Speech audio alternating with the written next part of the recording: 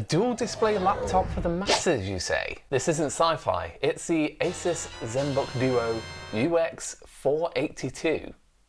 Catchy name. This sequel to the Editor's Choice Award-winning UX481 straps an 11th gen Intel rocket to the internals and works to address some of the problems from last time round. Now, I have never used a two-screen laptop before. So while I address the improvements of a last year's model, this gives me a chance to confront my own skepticisms about having a portable computer with two screens on it. Namely, that it throws the ergonomics way off, the software functionality of the second display is limited to the point of it just being a gimmick, and it absolutely kills the battery life. So are they true?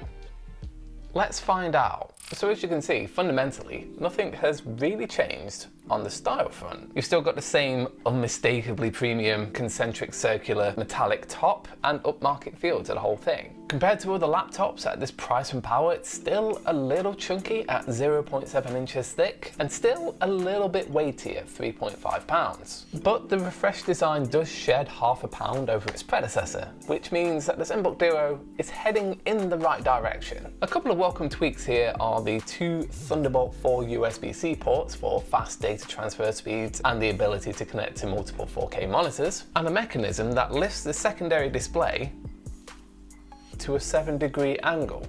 Now that is a small but powerful change as it helps with the user friendliness of the laptop. One of the problems with last year's model was the screen was flat with the bottom panel of the laptop, so you're having to crane your neck over, but now you don't have to as the screen angles up to meet you. But this doesn't make up for the fact that the keyboard and the touchpad are just uncomfortable to use. Like, take a look here, they're squeezed to the bottom with no real place to rest your wrists. And the touchpad itself is far too narrow and weirdly placed for power users. Given that we're a couple of years into this design and this bit of it hasn't changed, I think this is just one of those compromises that anyone who really wants a dual screen laptop is just gonna have to get used to. And speaking of screens, you've got a 14-inch 1080p touch display up top with low blue light tech and a 114.7% sRGB color gamut. Put into more simple terms, it's colourful, but not as vivid as I would have liked. However, it's still accurate enough for any creative work, and it's bright enough for indoor use at 307 nits, although it can get hard to see outside. Although given the weather here in England, why on earth would you want to use a laptop outside anyway? This, paired with the strong Harman Kardon speakers, make for a pretty decent binge watching experience though. Alongside this, there's of course the second display, the 12.6-inch ScreenPad Plus, which is slightly brighter at 392 nits, which is good for any kind of doodling work that you may be doing using this second screen, but it's certainly not as colourful, with an sRGB colour gamut of just 64.6%. This one is definitely just for the functional use rather than trying to do any colour accurate work on it, but to that functional end,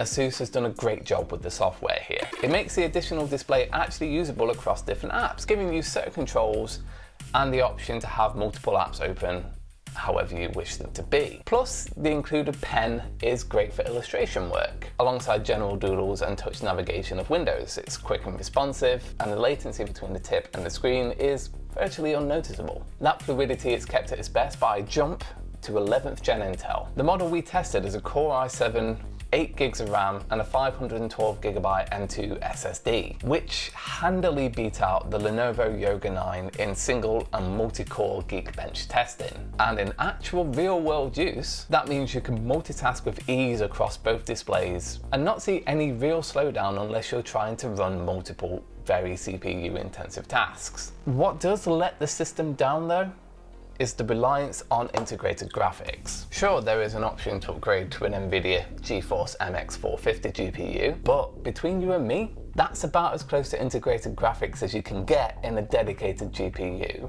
In all fairness, for most productivity and some prosumer workflows like Photoshop, the integrated graphics are more than enough. But if you're looking to really stress the system with maybe 3D animation, then this thing is going to struggle. Nor can it really crack anything more than casual gaming. And not only has the GPU not seen an upgrade, but neither has the webcam. giving you a 720p picture that is fuzzy and lacking in detail to be anything more than just an occasional zoom camera. However, for a bit of a positive note, the bit that has surprised me the most is how good the battery life is, which has been improved over the UX481 at an impressive 10.5 hours. Turn off the second screen and that jumps to over 14 hours. Put simply, if you're going to be away from a charger for a while and you're starting to use all the battery saving stuff in here, this thing is going to last you a good long while. So, after all of that, is the Zenbook Duo worth it? Yes, kind of. Let me explain. It has proven some of my assumptions about dual screen laptops wrong, but while it is a good laptop with plenty of power, decent battery life, and value for money, you need to ask yourself one simple question. What is more important to you? A second screen or a better typing and touchpad experience? Because the ergonomic compromises from the weirdly placed keyboard to the small touchpad are here to stay, and they're not good for the more traditional laptop productivity. But if your heart is set on the dual display life, then you can find workarounds to really make the Zenbook Duo work for you. And trust me when I say, you will not be disappointed. And that's it. Thank you so very much for watching. I'd love to know what you think. Would you take the compromises to use a dual screen laptop like the Zenbook Duo? Or would you want something a bit more traditional with the actual wrist rests? Go ahead and let me know in the comments. And of course, likes if you enjoyed the video, subs if you loved it, and you can read my full review on laptopmag.com. You'll see a link to that in the description. I've been the awfully English Jason England, and I'll see you next time. Bye.